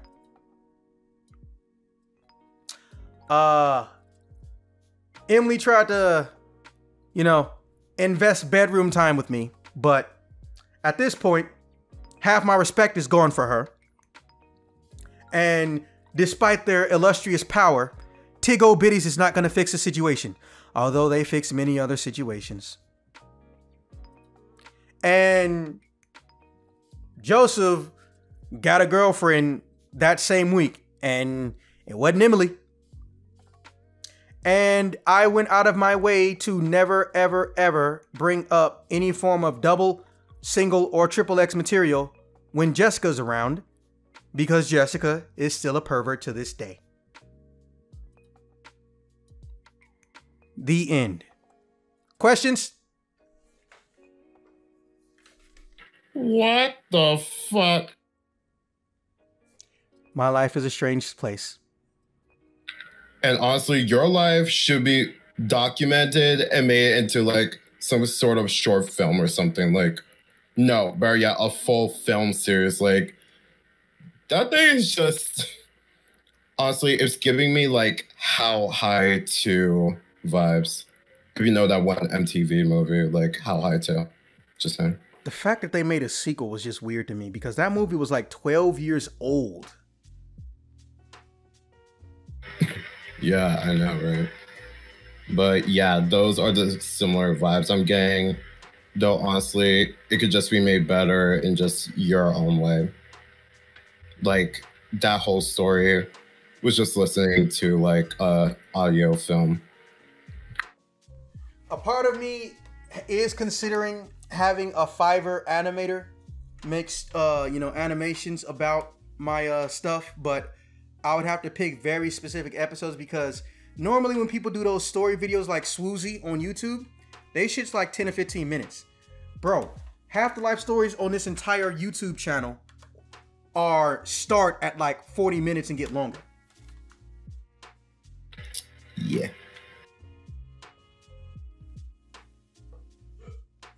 Y'all can go to voice activity now.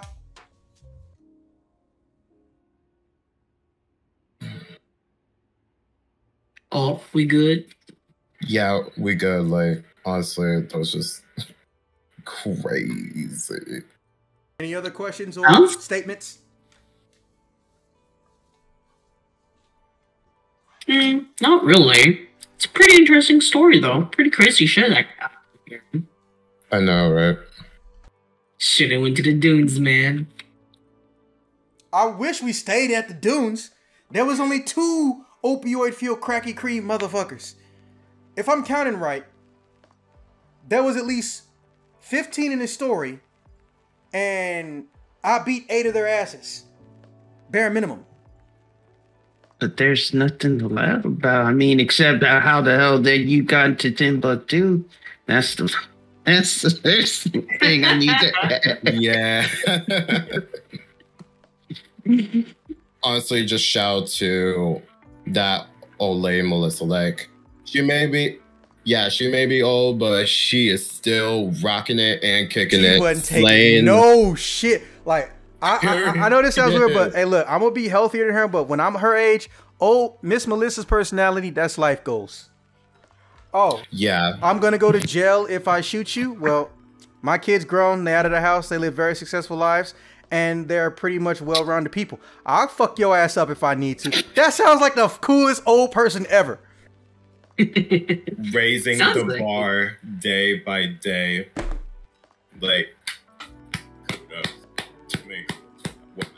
okay. Yeah. I appreciate you guys coming through. I look forward to and I'm doing this because remember, I have to pretend like this is coming at the final thing of the year. I look forward to working with you guys next year, and I'm happy we could be here. Tanaka, I don't know what the fuck you gonna do. If you want to stay, that's cool. If you want to go, that's cool. But if you got anything you want me to link people to, just let me know, and I'll make sure it shows up in the video, and it'll be in the description, so that way it'll also be on the Spotify and all that shit. And if nobody believes this story happened, or if you want to get your friends interested in life stories or being on it or showing them this, hey, you already got a link to the playlist, and you can show them the episode you were on. Yeah, that sounds good. James, hopefully by the time this video comes out, you have healed up, and I thank you for healing up, because it's not the same when you can't giggle like an old white lady without dying. We missed that. Indefinitely. Romulus, how many years till your contract's over? 1. Shit, I got till next August. Oh, shit. You know you and me gonna hang at some point. We gotta do something big. Like mentioned earlier, with everyone else who was here with our previous recording, this one is being recorded in a very unique way. And with very unique people, as in new people. So, normally, as you all know, what we like to do is once we find someone who's going to come in with a life story or has a funny life story, we do a brief introduction of who they are, and then we let them tell it, and then chaos ensues when we react to it. This time, we've already given all of our contestants, or I guess listeners, the audio file in advance. So what's going to happen is, I'm just going to have a brief introduction of them, and then I'm going to pause the recording, and I'm going to let them all simultaneously listen to it. And whenever they have a question for me, what's going to happen is, I'm going to let the recording play out, and I'm going to answer any and all questions or reactions they may have. But what I'm making sure happens is that they all have the file and they can all start it simultaneously. So theoretically speaking, they'll all be less than 5 seconds away from each other to reduce the odds of all of them spoiling each other's content. That being said, all right, let's get into our people. You know him, you love him. The eternally pretty boy who's as adorable as he is tiny, a one Lord Zenkai.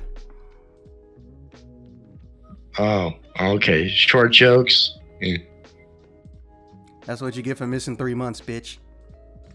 I don't miss 3 months because I'm a busy ward. And of course, we have 2 new challengers, old friends and fellow hobbyists in, well, basically fucking around in different states and going to conventions and having fun and shit. My longtime friends, William Glessner, aka DiCaprio, and Johnny Haberlin, aka Chaotic Hammer. How you two doing? Yeah, I'm doing all right. First time here, and yeah, this is gonna be fun. Pretty much exist, enjoying some coffee. All right, and our next challenger, American military, he whose gains are without equal, yet still growing. A one, Witch King. Now, Witch King, you just heard, well, what it could literally be described as possibly every stage in Streets of Rage in some way, shape, or form. Y'all already know who I am, and I'm not gonna say it for a 4th time every time I get a new group of people. But this time, we have our long-standing, cancerous member of the group. Welcome back, Neko the Goth. Hiya, so good to be here. And don't you hate it? Why do you have to make that noise?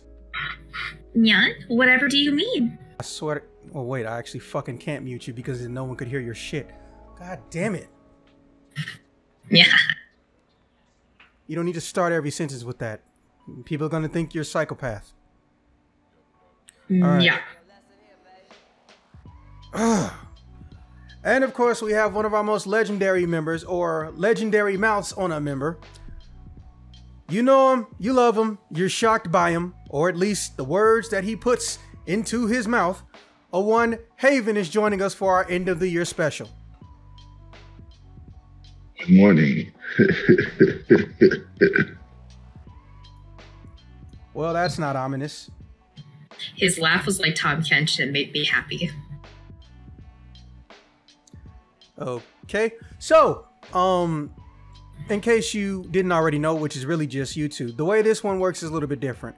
We've already recorded what we all want to say and do for this, but since more people wanted to be in it than could logically all be in the same place at the same time simultaneously, what I've decided to do is let everyone listen to a pre-recording in different bursts and groups, and then I'm going to edit it down to where the story is only told once and everyone's reactions go off 1 by 1 by 1, or in this case 2 by 3 by 2 by 3. All right, so with that being said, I'm gonna pause the recording on my end until you guys have a question, and let me know when you have something to say. Neko, start the story, and Haven, make sure you can hear it. And remember, if you want to talk to me, just say something because I'm not gonna leave the chat. And if you need a pause, just let me know. So here we go. Any questions? What's your question, Neko? Who's Bitch Mikano? Ha ha! I'm glad you asked that. Let me just switch over to voice activity so I don't get a hand cramp. All right, so besides being the whipping boy of Saturday Night Live for at least 5 seasons, Bitch McConnell is one of the leading people in charge of, well, for lack of a better term, opioid-based destruction in North America. Oh wait, I just got it. Is his name Mitch McConnell, but you call him Bitch McConnell? Yes. Hilarious. Okay, so this turkey neck, dark yellow teeth motherfucker is funded in part by the pharmaceutical industry. However, specifically, the companies and company responsible for the massive opioid epidemic that swept through suburban North America. In every sense of the word, he is funded by them and he defends them any chance he gets. Awesome. So, quite literally, especially in Kentucky, if you ever heard of an opioid den or an opioid epidemic or breakout in any suburban, middle of nowhere town or city or whatnot with a small population, and well, the opioid flow was not stemmed, yeah, he's pretty much directly responsible for it, or is funded by the companies that do it on purpose and turns a blind eye to it despite how many people die. Sounds like a real upstanding citizen. And the best part, this guy has had a seated position in politics, possibly, I believe, going on close to 30 years. And he also has, for lack of a better term, depending on the year, basically represent the Republican Party's efforts in trying to undermine or cancel or time out, if that's even a good term for it, any form of legal activity done to try to stem the flow and issues relating to that. And the only reason he stopped now is because eventually, over time, those same companies were hunted down by federal agencies because everyone knew what they were doing. But he still takes their money because, you know, he don't care. He's like one of those politicians say they want to change gun control and gun reform, but they go and take money from, you know, the NRA and shit. The only difference is, instead of sometimes somebody being murdered by a gun, opioids were wiping out entire families and entire zip codes. There was actually a point in time in Kentucky, his own state, where literally they had most of the recorded drug epidemics for the nation. Fantastic. Yeah, and here's the scary part. Opioids are dirt cheap. Less than $10. They're easy to make, and they're supposed to be, I think, a minimum 3 times more addictive than cocaine or some shit. Awesome. Wow. Today I learned. He is a definition of human scum. I'll give you a funny video to watch at some point in time about the shit. Someone made a little 15 minute comedy sketch about it, and it was really good. But yes, that's who Bitch McConnell is in a nutshell. Fantastic. Today I have learned. Moving on. Remember them. Hey, thanks for inviting me on, Zach. I mean, I just really processing everything I just heard from literally in what sounds like a 24-hour period going from, you know, hey, let's go hang out at the dunes to, hey, let's go get in a street brawl with the cops and a bunch of junkies. That's very accurate. I mean, that's how it ended, but that's still very accurate. Well, like where I feel like y'all just immediately started going wrong was one, you just wandered around the city with, how long did you know Emily for before you even went out with her? That's a good ass question. A very good ass question. So you're basically meeting up with her, go for a walk in a park, sounds totally fine. Realize that, oh man, we don't know where we're going. Let's go down a random ass alley. To be fair, the park was circular and it was in the middle of, like, you know, an entire residential area. So the park had multiple exits. It was like a plus sign surrounded by a circle, right? We were sitting on the benches in the middle. So if she runs north and I go west, we're going to end up in 2 different places. And if I go back in from my perspective and I see her going west, I know I got to go left. However, after that shit, you know, dodging a bunch of alleys and stuff, we realized, oh shit, we got ourselves lost. And Popo wasn't going to help. Well, at least not till the end. Yeah, you just got left right on your own with her. Like, you know, it makes sense. You know, you got lost, found around the alley. All right. It's just hilarious to hear when you finally get to the point of realizing we've gone the wrong way and we're in the very, very wrong neighborhood that we're supposed to be in. And there's a lot of homeless people.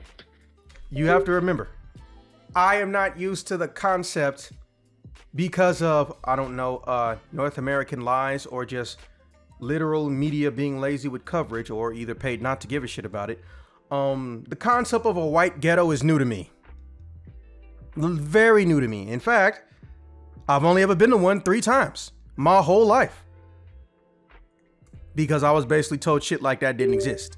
You were either poor, hillbilly, bumpkin, boondocks area, living redneck, all these other terms that are basically fucking derogatory and insulting to people who have low income and low status.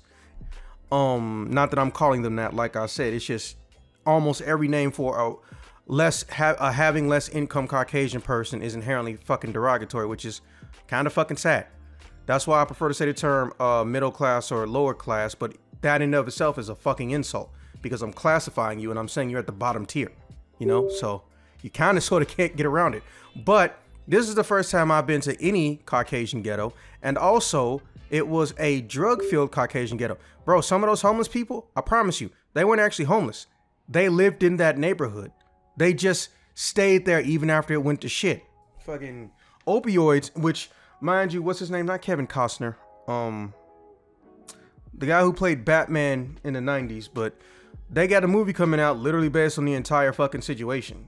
And there's been documentaries out the ass. But that stuff, I didn't know anything about that. I always thought, because the news reports would tell me, you got to worry about cocaine, you got to worry about meth, and you got to worry about something else I can't remember. Oh yeah, weed. So the concept of opioids, which I think was it 5-10 times more addictive, according to medical sources, and also being less than $10 was fucking new to me. Oh yeah, no, like opioid pandemic's like a huge thing, and especially like where I grew up in the Northeast, it has one of the highest per capita between, like, I'm not even talking like New York, I'm talking like Vermont, New Hampshire, Massachusetts, Connecticut. Like, you look at the statistical studies of it, like per capita, they have the highest amount of opioids, and that's talking like painkillers, heroin, fentanyl, especially heroin, fentanyl, because you get a little bit of the heroin for the like high, and then you give them the fentanyl basically just to knock them out because it's a cheap off-brand substitute. You basically cut it with it to make it, one, more potent, and two, a lot cheaper. So like, it's absolutely a thing, and that's like, honestly, most of the people that I've known that have like suffered from that are white people. Like, it's a white people drug on that one. Yeah, and just to clarify before someone in the comments makes a racial epithet or assumption, what he's saying is that these drugs are notorious for being destructive in Caucasian-heavy neighborhoods and areas, but that's a statistic, not a stereotype. And me not knowing about it should be, you know, proof positive that there you go. I'm living in a big city, one of the most famous / infamous cities in the whole planet, capable of by itself grossing hundreds of millions, if not billions of dollars annually. And I can tell you right now, opioids haven't touched the city. It's literally rampant in suburban laden areas. And it's cheap. I actually did some statistical looking, like before and after, you know, I started talking about this video, and it genuinely frightens me how, well, besides the fact that bitch McConnell is basically the king of making sure he can get away with shit like this, it literally genuinely disturbs me that the worst part is that it's so cheap. The main reason you ain't seeing people running around with 5-10 pounds of coke, it's not cheap. Heroin, it's not cheap. Blah, blah, blah, blah, blah, it's not cheap. This stuff, $100 can buy you enough to kill an entire family. That fucking, bro, that scares me. And also, it eats up your nutrients. Your body doesn't become nutrient. And this is one of the things I think that contributed to the ease of these fights, for the most part, unless they have big numbers. This stuff eats away at your natural ability to, you know, basically produce any form of genuine nutrients. So you're gonna become malnourished the more you like the stuff. Like, at first I thought it was really, really cool that I was punching people so hard that 4 or 5 teeth come out. But over the years, I realized I wasn't hitting them that hard. Their bodies was not able to produce the material they needed to have good bones and good enamel and all this stuff from these opioids. So, you know, don't get me wrong. You gonna come at me? I'm gonna try to mess you up, because I don't know if I'm gonna live through whatever you're trying to do to me. But I honestly do empathize with those people. Not as much then, but I do now as I've gotten older, because It was genuinely a fucked up situation. Still funny as shit though, but it was a fucked up situation. And ironically, now someone asked me this, but unfortunately they didn't get to ask me in the recording. Someone asked me like, well, what part of that, like, were you scared at all? What was like the scariest part to you? Was you worried about, old girl? I was like, no, bro. Scariest part to me was when I walked into Miss Melissa's house. This nice old lady has a shit ton of weapons by the door. Bro, I thought I was about to get chopped up and sold or something. Like 5-6 dudes gonna come out of the basement, chop me up, all this shit, blah, blah, blah. That was actually ironically the scariest part to me. I mean, lo and behold, you find out years later that actually she was just trying to get rid of the competition in the city, and she's really been running the show.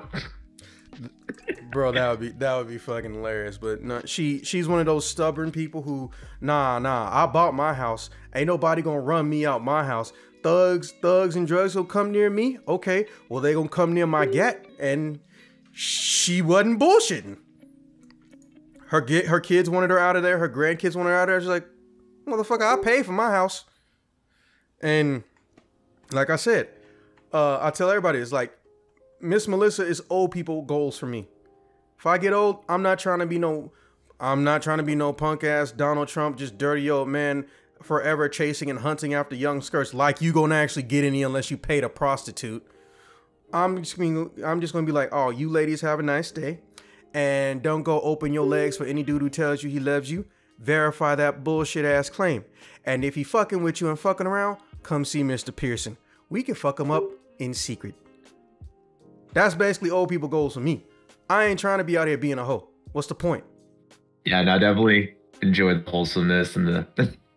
Now I hear about her, like, that was the sweetest thing. Like, she sees you guys off the street, y'all been through some shit. She don't fucking know you, and she's like, "Oh, come inside. I'll make y'all ice cream. Hey, get off my roof before I shoot your ass. Like, get in here and get some ice cream. Little Miss Melissa got some ice cream for you."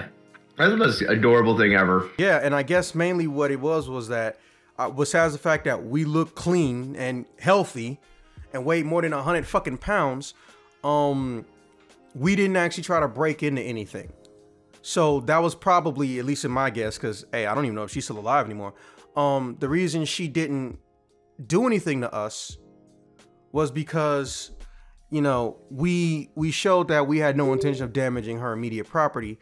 And also, bro, believe me when I tell you, all the houses on that fucking block look pretty much fucking empty. Or like there was druggies living in a drug house, so to speak. And actually most drug houses or drug dens are in the actual fucking suburbs. And I just feel like I got lucky. Because even though, you know, at the end the cops showed up and, you know, it was going in our favor, I feel like anything could happen. Because that drug lord dude, remember, he was probably in those 3 cars that ran through the alley when I was hiding behind the dumpster. They probably had some tools in that bitch. I feel like if she hadn't shown up, shit could have gone wild. Not to mention the motherfucker had walkie-talkies.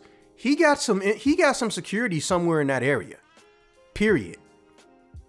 Not everybody we, you know, got into it with was a cracked out person with no shoes. Some people, you know, they were dressed fairly well. They looked healthy. Yeah, definitely think you got lucked out on that one. Because I mean, like, yeah, you got junkies and stuff, and you know, there's gonna be a certain type of crowd, but at the same time, there's a lot of dudes around there. That's their place. They got some people, and I've seen some very, very fit dudes like on opioids, like you know, with that addiction. Like, they can still be very, very fit, and they can't feel anything.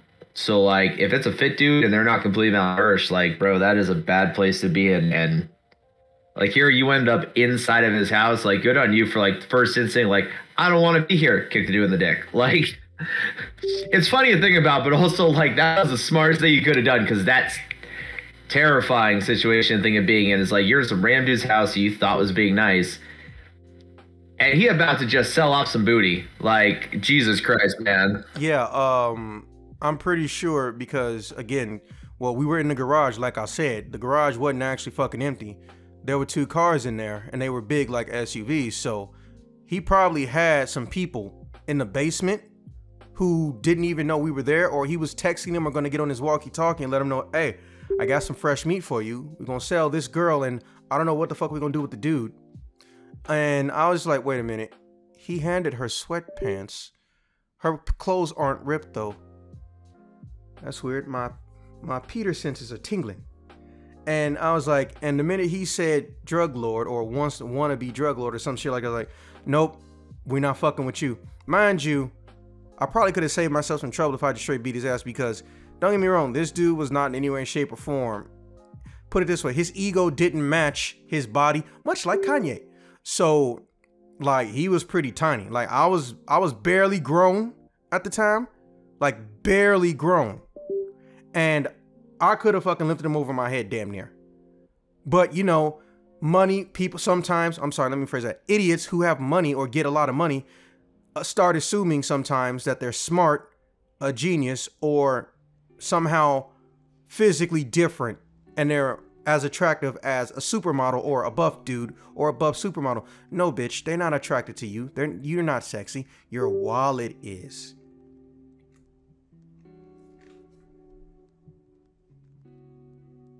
But yeah, it's funny as shit now, man. I legit mean that. I don't regret anything I did, and I got lucky with, well, pretty much not messing around with a girl who basically just decided that, oh, well, I'm gonna play the hypergamous game.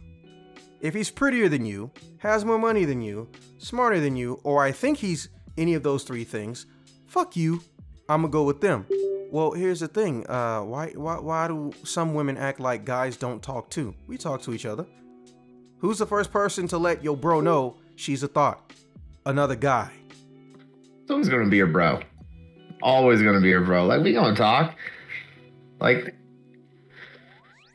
and then to top it off, you know, I'm gonna let you know, like, hang out with this girl, we didn't get along. Like, hey man, you and her will be real good. You know, you guys should hang out sometimes. Set that up. Or like, nah, bro, you don't want to do that. Like, she's gonna cause you problems. She's gonna, it's gonna be way more than it's worth.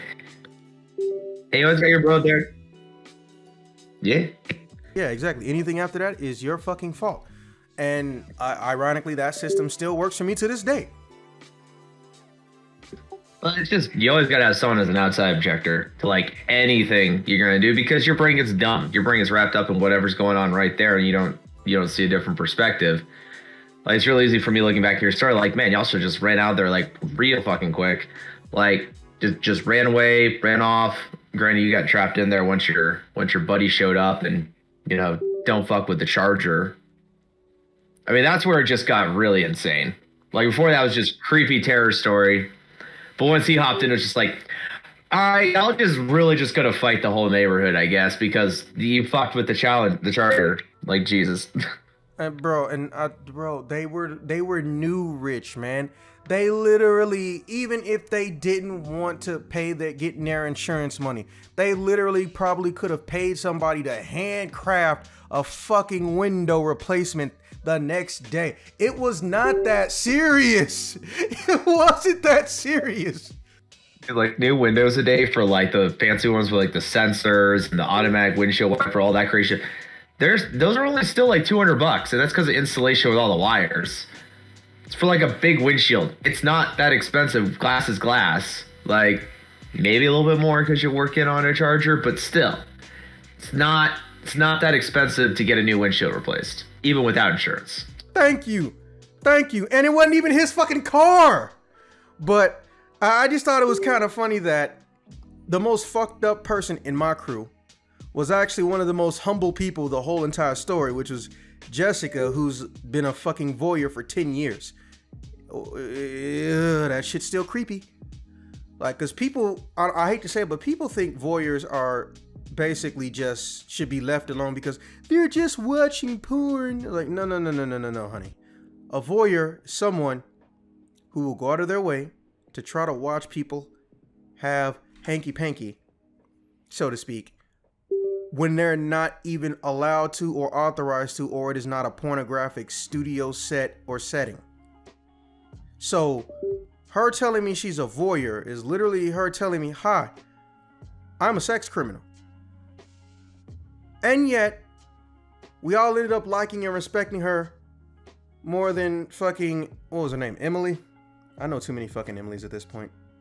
Shit, I know too many Jessicas at this point. And it was It's just funny how shit flips so quickly. Like, she legitimately gave him her number that same day. He displayed no interest in her. She just sat on his lap when he didn't have a shirt. And that was it. Like, listen, even if he had taken you in, it would have been a pump and dump. So really, he did you a favor by not wanting to associate with you. And to this day, like, shit is still awkward between me and her, but I don't know. I don't curse her out or nothing. She's permanently attached to my friend group, but I make a point to not go anywhere alone with her. And anytime she wants to talk in private, I'm just like, nah, that's not going to happen. I mean, that's your prerogative, man. Like, you don't want to fuck around with that. You don't want to deal with whatever that show's going to be. Like, totally fair to you, man. And yeah, if you try to hook up with her and she's being all weird and stuff, but at the end of the day, like, you know that even if anything happens to you two, that like any moment she'll just pop out for 8-pack abs or stuff. Like, nah, man, you ain't gotta deal with that shit. Like, That's a textbook hypergamist. That's a real thing, and there are some of the most dangerous people on this earth because people don't even understand that they do that. I can't tell you how many times I've seen some dude or some chick know that they don't want to be in a relationship, but instead of breaking the fuck up, they literally go and farm, boyfriend farm or girlfriend farm, get somebody new, and the day they say that they're gonna go steady, then you break up with the other motherfucker. I was like, bro, there's no point in that.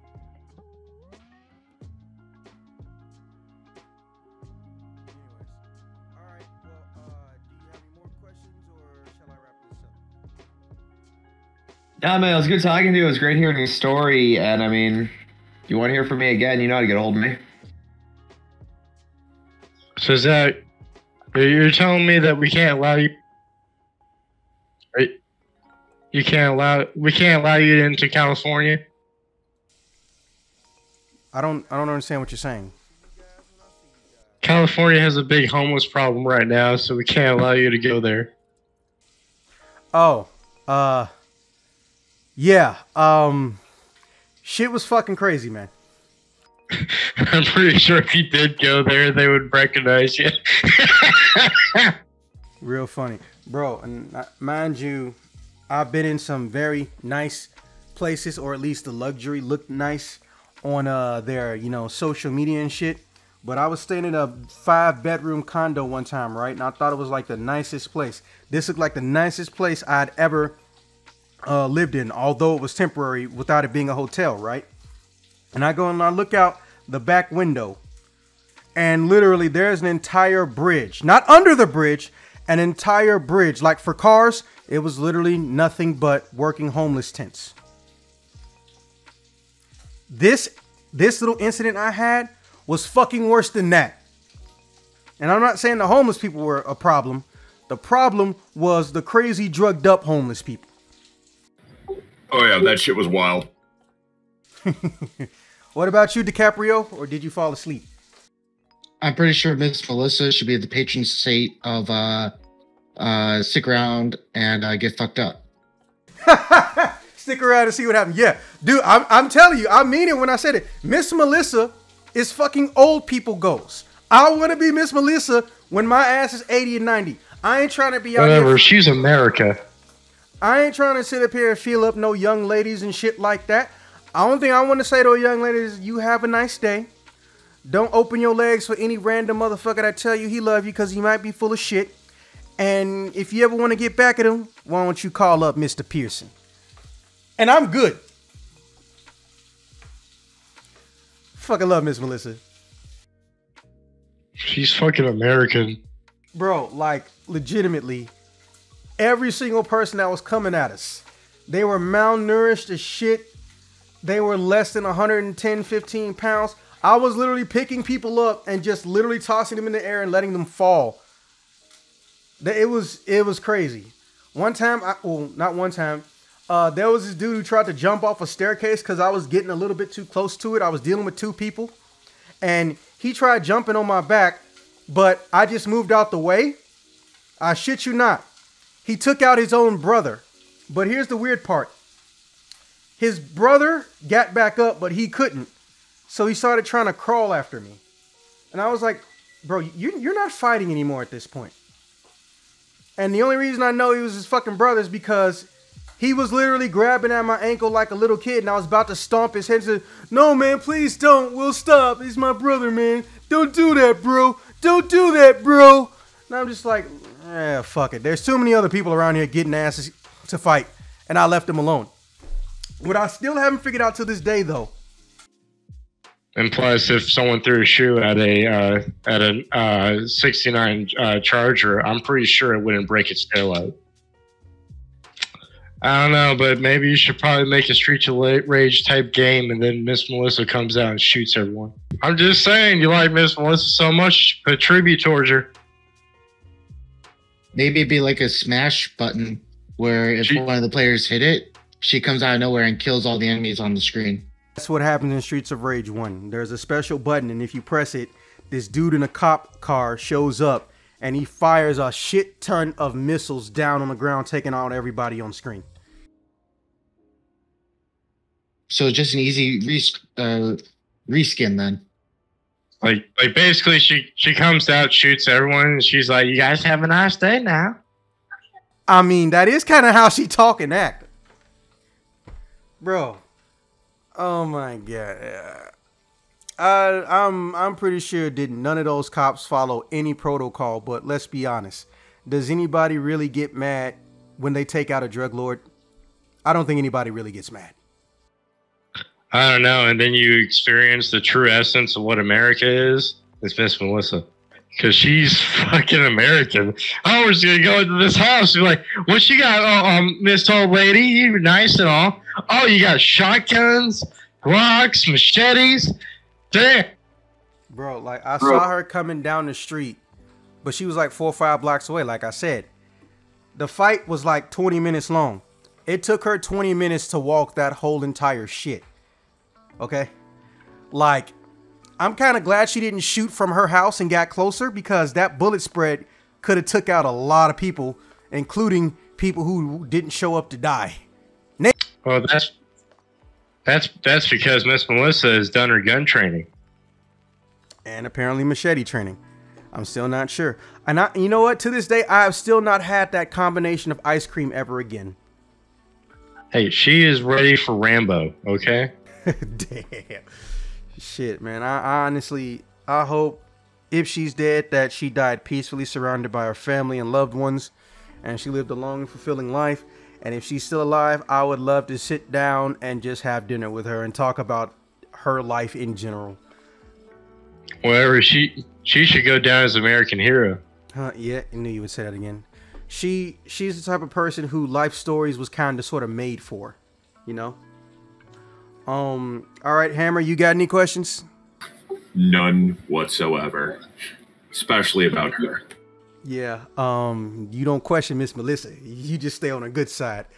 All right, well, I appreciate you guys showing up for this end of year special. DiCaprio, I know you were a last minute get, but hey, that's what friends are for. Hammer, I'm definitely making sure I carve out a good 1 to 5 hours of just weird shit you've seen and dealt with, as well as that motherfucker we went to school with that was throwing himself in front of fucking cars, literally. And I will see you guys sometime in January